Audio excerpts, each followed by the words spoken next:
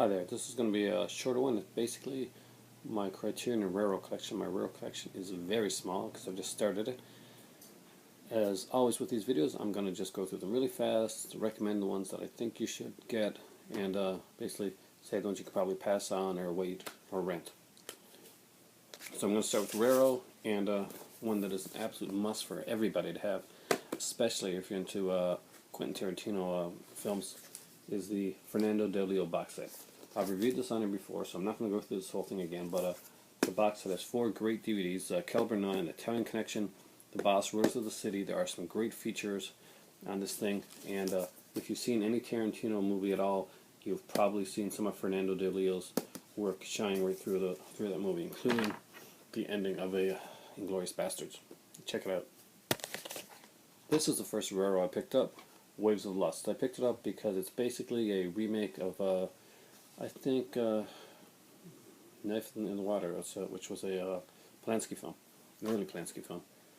This one is by Rogerio Deodato, and it's a good film. I like Deodato, but honestly, if you're not into this type of film, there's really no need to pick this one up. Go buy the Fernando de Leo, something that is more to your taste. But if you are a Deodato fan and you like these kind of light films, Waves of Lust is a good one. Personal favorite of mine, Purple Noon, the original incredible Mr. Ripley. Talented Mr. Ripley. I love this one. Renee Clement does an amazing job with this film, and it's been reviewed before. I recommend it for if you like this style of film. If you don't, this may not be the first Criterion that you want to go for, but as far as the French thrillers go, I like this one. High on the list, and I picked this one up actually just today, was the Roman Polanski's Rosemary's Baby. I watched the documentary recently, and it is incredible. There is some great stuff in this film. The 20-minute audio interview with R11 has to be listened to. It's really, really good. Highly recommended for horror fans and just fans of really well done movies altogether. Polanski is a genius, and this will show you why.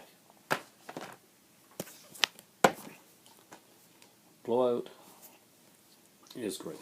Blowout is one of Brian De Palma's best films in my opinion. I love this film. I think John Travolta has done better than this film. The opening of this film is both funny and slightly terrifying near the end.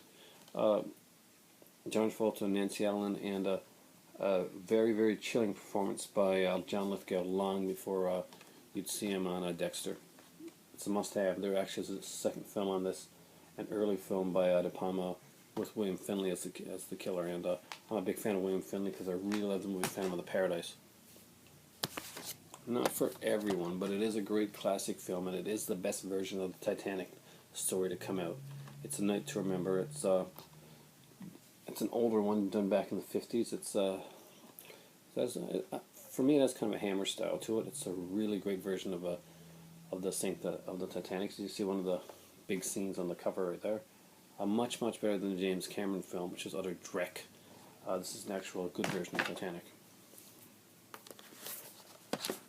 One that everybody should have in their collection, because not only is it one of the best films that was ever made, it's a great thriller, it's well acted, it's shot, and it's the only film that this actor turned director ever directed, unfortunately. Charles Laughton's Night of the Hunter, starring, of course, Robert Mitchum in one of his most chilling roles. Cape Fear is great, but Night of the Hunter is the movie that people think of when you think of thrillers, when you think of Robert Mitchum. There is so much good to say about this movie. I have done a review on this one, I think. If I haven't, I really should, because this is an amazing film.